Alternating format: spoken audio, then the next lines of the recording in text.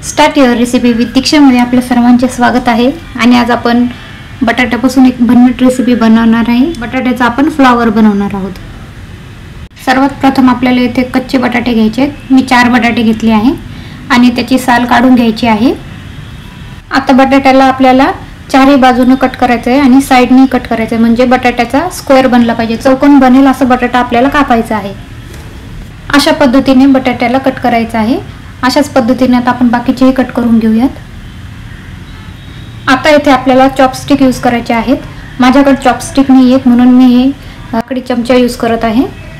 आता ते जर चॉपस्टिक तुमच्याकडे जर असेल तर साइडने दोन्ही साइडने ठेवायचे आहेत आणि बटाट्याला असं कट करून घ्यायचं आहे।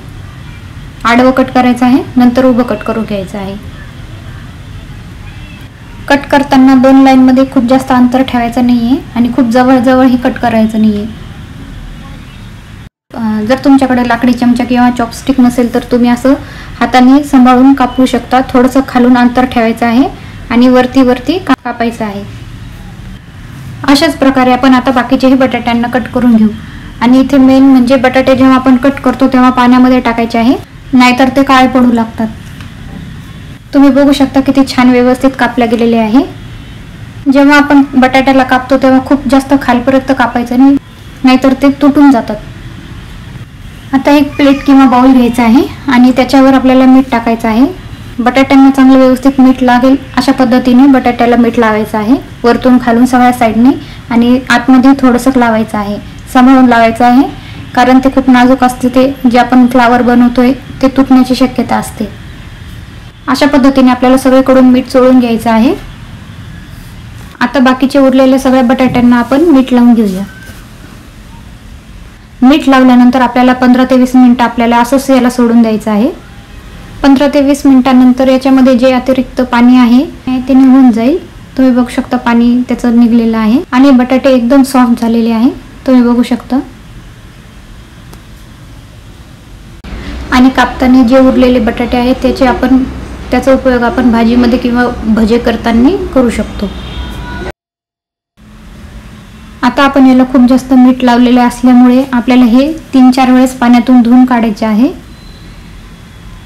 एकदम हळू आणि व्यवस्थित त्याला धुवायचं आहे, जोरात धुवायचं नाही।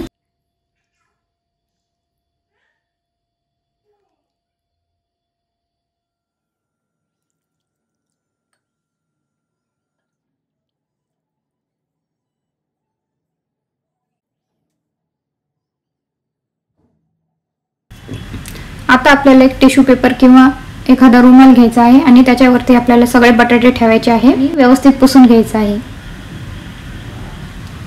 तुम्ही बघू शकता बटाटे एकदम सॉफ्ट झालेले आहे।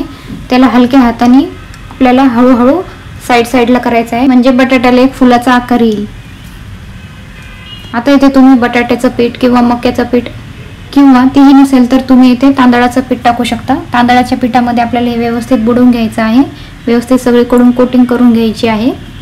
पीठ हे सगळ्या साइडने लागलं गेलं पाहिजे आणि आतही लागलं गेलं पाहिजे, त्यामुळेच त्याला कुरकुरीतपणा येईल। आता कढईमध्ये मी एका साइडला तेल तापायला ठेवलं होतं। तेल तापल्यावरती आपल्याला आपलं बटाटा फ्लावर टाकायचं आहे। खूप जास्त हाय फ्लेमवरती आपल्याला हे तळायचं नाही, नाहीतर ते जळून जातील। मीडियम फ्लेमवरती आपल्याला हे सगळीकडून फ्राय करून घ्यायचं आहे। फ्लावरला दोन्ही साइडनी फ्राय करायचं आहे। आता उरलेले जे फ्लावर आहे ते सुद्धा आपण फ्राय करून घेऊया। गोल्डन ब्राउन झाले की आपल्याला हे काढून घ्यायचे आहेत। अशा प्रकारे आपले पोटॅटो फ्लावर हे बनलेले आहेत। तुम्ही याला सॉस सोबत किंवा मेयोनीज सोबत खाऊ शकता। आता यावरती आपल्याला ऑरिगॅनो टाकायचा आहे।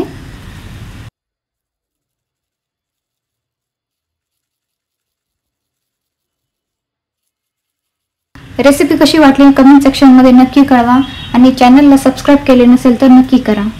Thank you.